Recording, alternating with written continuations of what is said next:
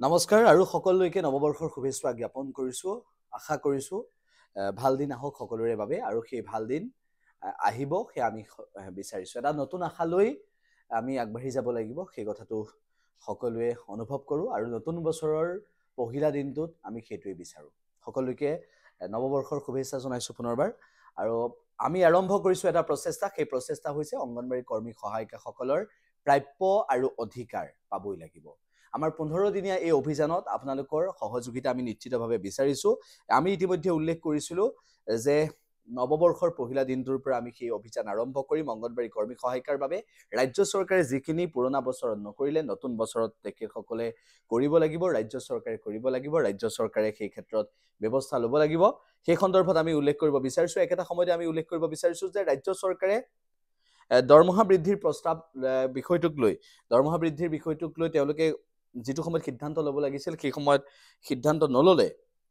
তাৰ পাছত স্বাভাৱিকতে প্ৰতিক্ৰিয়া হৈছে আৰু বিভিন্নজনৰ কথাখিনি আমি উপস্থাপন কৰিবলৈ চেষ্টা কৰিম। সেই কথাখিনিও আমি অৱগত কৰিছোঁ। লগতে এইটো ক'ব বিচাৰিছোঁ যে 2023 বৰ্ষত দিম বুলি কৈছিল, প্ৰস্তাৱ লৈছিল, কাৰ্যকৰী নকৰিলে। 2024 আৰম্ভণিৰ পৰা আমি সেই অভিযান আৰম্ভ কৰিছোঁ। আন্দোলন স্তীমিত হোৱা দেখি ৰাজ্য চৰকাৰে ভাবিছে যদি যে অংগনবাড়ী কৰ্মী সহায়িকাসকলৰ দৰমহা বৃদ্ধি নকৰিলেও হ'ব, তেনেহ'লে ভুল ভাবিছে। নৱবৰ্ষৰ পহিলা দিনটোত আমি কৈছোঁ, নৱবৰ্ষৰ পহিলা দিনটোত ৰাজ্য চৰকাৰৰ বিভাগীয় মন্ত্ৰী অজন্তা নেওগ ডাঙৰীয়ানীক আমি নৱবৰ্ষৰ শুভেচ্ছা জনাইছোঁ। মুখ্যমন্ত্ৰী ডক্টৰ হিমন্ত বিশ্ব শৰ্মা ডাঙৰীয়াক নৱবৰ্ষৰ শুভেচ্ছা জনাইছোঁ। আমি এইটোৱে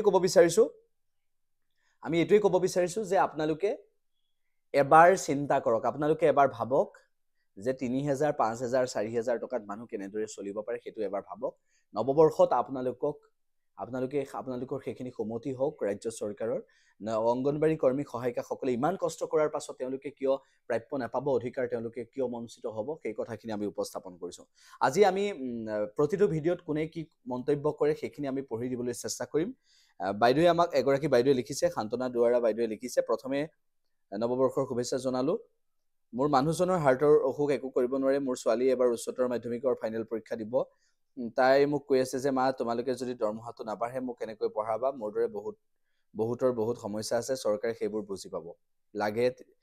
3,000 টকাত আমি কেনেকৈ ঘৰখন চলাম, সেই প্ৰশ্নটো কৰিছে। এই কথাটোৰ পৰাই অনুধাৱন কৰক যে ৰাজ্য চৰকাৰে প্ৰকৃতপক্ষে কি কৰিছে। এটা উদাহৰণহে আমি দিছোঁ, মাত্ৰ এটা উদাহৰণ আজি আমি আৰম্ভ কৰিছোঁ। আশা কৰিছোঁ যে ৰাজ্য চৰকাৰে গুৰুত্ব দিব। যদি ৰাজ্য চৰকাৰৰ ভাল এটা মনোভাৱ নাই, ইতিবাচক মনোভাৱ নাই, তেনেহ'লে আজিৰ দিনটোত নৱবৰ্ষৰ পহিলা দিনটোৰ পৰা সেয়া আৰম্ভ কৰক। আমাৰো অভিযান আৰম্ভ হৈছে। যেতিয়ালৈকে দৰমহা বৃদ্ধি নহ'ব তেতিয়ালৈকে আমি এই সন্দৰ্ভত সচেতনতা আৰু অংগনবাড়ী কৰ্মী সহায়িকাসকলৰ পক্ষত থাকি ৰাজ্য চৰকাৰক সেই বিষয়টো আমি তুলি ধৰি যাম আৰু প্ৰত্যেক দিনাই অংগনবাড়ী কৰ্মী সহায়িকাসকলৰ সহযোগ নিশ্চিতভাৱে লাগিব। সকলোকে এইটোৱে ক'ব বিচাৰিছোঁ যে নৱবৰ্ষৰ পহিলা দিনটোত আমি সংকল্পবদ্ধ হৈছোঁ। নৱবৰ্ষৰ পহিলা দিনটোত আমি সংকল্প লৈছোঁ যে দৰমহা বৃদ্ধিৰ বিষয়টো, সমস্যা সমাধানৰ এই কথাখিনি আৰু প্ৰাপ্য অধিকাৰৰ যিখিনি বিষয়, সেই বিষয়খিনিত সদায় মাত মাতি যাব লাগিব আৰু সেই বিষয়খিনিত মাত মাতি গ'লেহে নিজৰ প্ৰাপ্য, নিজৰ অধিকাৰ কাঢ়ি আনিব পৰা যাব। গতিকে অংগনবাড়ী কৰ্মী সহায়িকাসকলৰ সন্থালৈও আহ্বান জনাইছোঁ যে অংগনবাড়ী কৰ্মী সহায়িকাসকলৰ কথা ভাবক, 1,21,000 অংগনবাড়ী কৰ্মী সহায়িকাৰ কথা ভাবক। আৰু মুখ্যমন্ত্ৰীগৰাকীক আমি নৱবৰ্ষৰ শুভেচ্ছা জনাইছোঁ, অজন্তা নেওগ ডাঙৰীয়ানীকো শুভেচ্ছা জনাইছোঁ। আপোনালোকে অংগনবাড়ী কৰ্মী সহায়িকাসকলৰ বাবে ভাবক। নৱবৰ্ষৰ এই পহিলা দিনটোত আমি আহ্বান জনাইছোঁ আৰু এইকেইটা দিনতে, নৱবৰ্ষৰ প্ৰথম কেইটা দিনতে আপোনালোকে সেই ভাল খবৰটো দিব, আমি সেই আশা প্ৰকাশ কৰিছোঁ।